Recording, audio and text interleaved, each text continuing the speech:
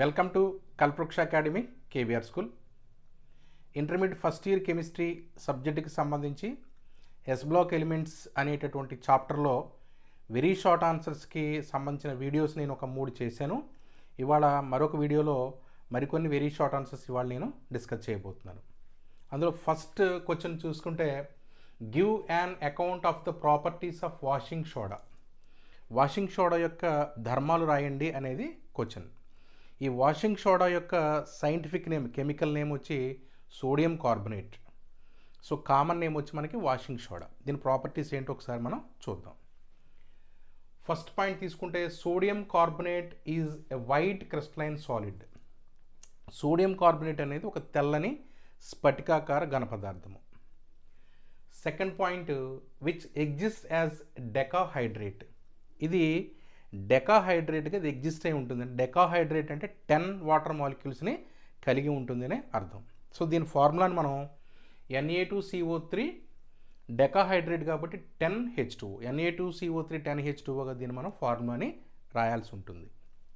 Third point తీసుకుంటే, it is readily soluble in water. ఇది నీటిలో చాలా ఈజీగా మనకి ఇది కరిగిపోతుంది, సాల్యుబుల్ అయిపోతుంది అనమాట. ఇది దీనికి సంబంధించినటువంటి ముఖ్యమైనటువంటి ప్రాపర్టీస్.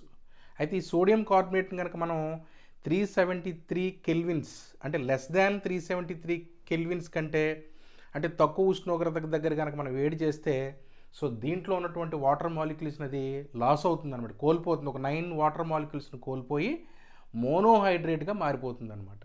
ఒకవేళ 373 కెల్విన్స్ కంటే ఎక్కువ కనుక, అబోవ్ 373 K కంటే మనం కనుక ఎక్కువ వేడి చేస్తే కనుక అది ఏమవుతుందంటే, తన దగ్గర ఉన్నటువంటి 10 వాటర్ మాలిక్యూల్స్ని కోల్పోయి ఒక తెల్లని పౌడర్గా, ఒక వైట్ పౌడర్గా మారిపోతుంది. దాన్ని మనం సోడా యాష్గా మనం దాన్ని పిలుస్తాం. ఇవి దీనికి సంబంధించినటువంటి ప్రాపర్టీస్. సెకండ్ క్వశ్చన్ తీసుకుంటే, explain the significance of sodium, potassium, magnesium and calcium in biological fluids.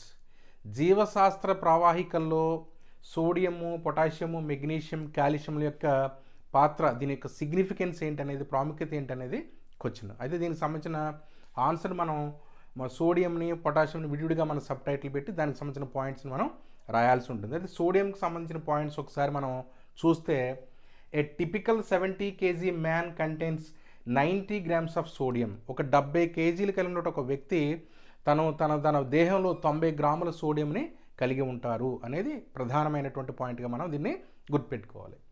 Sodium ions participate in the transmission of nerve signals. అంటే నాడీ సంకేతాలలో ఈ యొక్క సోడియం అయాన్స్ ప్రసారం చేస్తాయన్నమాట. సోడియం అయాన్స్ అనేవి నాడీల యొక్క సంకేతాలను ప్రసారం చేస్తూ ఉంటాయి. ఇది ప్రధానంగా గుర్తుపెట్టుకోవాలంటే, కణాల పైన అంటే కణాలు చుట్టూ ఉన్నటువంటి ప్లాస్మాలో మనకి ఇక్కడ సోడియం అయాన్స్ అనేవి ఉంటాయి. ఇది ఆ రకంగా మనకి ఇది ఉపయోగపడతాయి అన్నమాట నాడీ సంకేతాలలో.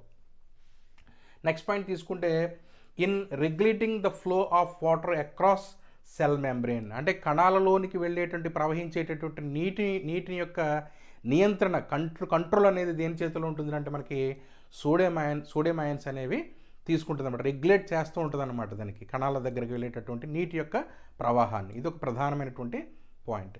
నెక్స్ట్ పాయింట్ తీసుకుంటే, in the transport of sugars and amino acids into cells. సెల్లోనికి ఏం చేస్తాయంటే ఇవి అమైనో యాసిడ్స్, అమైనో ఆమ్లాలను మరియు గ్లూకోజ్ని ఏం చేస్తాయంటే రవాణా చేయడానికి ఇవి సోడియం అయాన్స్ అనేవి ఉపయోగపడతాయి. అంటే సోడియంకి సంబంధించినటువంటి ముఖ్యమైనటువంటి సిగ్నిఫికెంట్స్గా సిగ్నిఫికెంట్ పాయింట్స్గా దీన్ని మనం చెప్పొచ్చు అనమాట. నెక్స్ట్ తీసుకుంటే, పొటాషియం తీసుకుంటే మనకి ఏ typical 70 kg man contains 170 grams of potassium. అంటే ఒక 70 kg కలిగినటువంటి ఒక వ్యక్తి తన దేహంలో 170 గ్రాముల పొటాషియంని కలిగి ఉంటారనేది ఇక్కడ ప్రధానమైనటువంటి పాయింట్. సోడియం తీసుకుంటే 90 grams ఉంటుంది, పొటాషియం తీసుకుంటే 170 grams ఉంటుందన్నమాట. ఇది ఎక్కువగా ఉంటుందన్నమాట, దీన్ని గుర్తుపెట్టుకోండి. Potassium ions activate many enzymes. Potassium ions అనేవి ఏం చేస్తాయంటే ఎంజైమ్స్ అనేవి యాక్టివేట్ చేయడానికి ఉపయోగపడతాయి, ఉత్తేజం చెందించడానికి ఉపయోగపడతాయి అన్నమాట. ఇంకొక ప్రధానమైనటువంటి పాయింట్ పొటాషియంకి సంబంధించి చూస్తే, participate in the oxidation of glucose to produce ATP.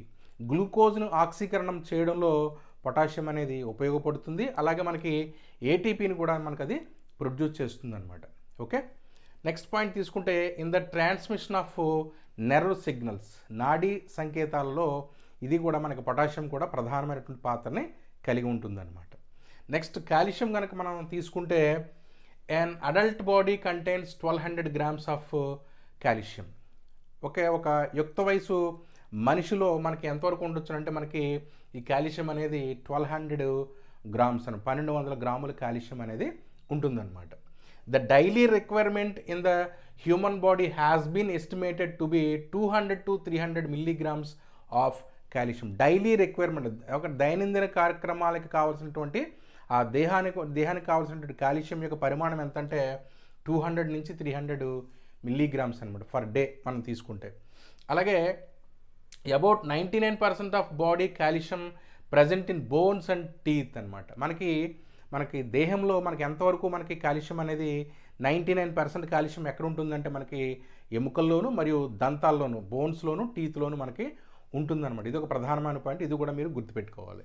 So next point తీసుకుంటే plays important role in blood coagulation, రక్తస్కందనంలో దీని యొక్క ప్రముఖమైనటువంటి పాత్ర కాల్షియంకి ఉంటుందన్నమాట. ఇది ఒకటి ఇంపార్టెంట్ పాయింట్.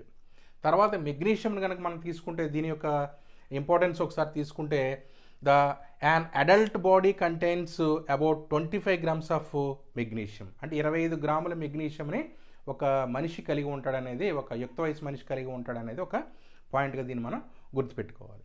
అయితే నెక్స్ట్ పాయింట్ తీసుకుంటే the main pigment for the absorption of light in plants is chlorophyll which contains magnesium.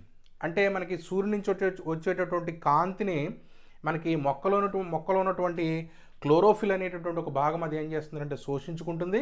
తద్వారా మనకు అది ఏం చేస్తుందంటే కిరణజన్య సంయోగ క్రియ, ఫోటోసిన్సిస్ ప్రాసెస్కి అది చాలా ఇంపార్టెంట్ అనమాట. మనకి కార్బన్ డైఆక్సైడ్ తీసుకోవడం, ఆక్సిజన్ రిలీజ్ చేయడం, ఈ ప్రాసెస్ అంతా మనం తెలుసు మనకిది.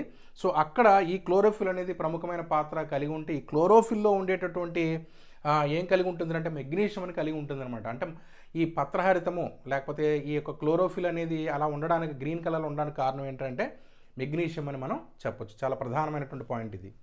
నెక్స్ట్ పాయింట్ తీసుకుంటే all enzymes that utilize ATP in phosphate transfer require magnesium as the cofactor. అంటే మనకి ఇక్కడ ఏం చేస్తాయంటే ఈ యొక్క ఎంజైమ్స్ అన్నీ ఏం చేస్తాయంటే ఏటీపీని ఉపయోగించుకుంటాయి. ఎందుకోసం ఏటీపీని ఉపయోగించుకుంటాయి?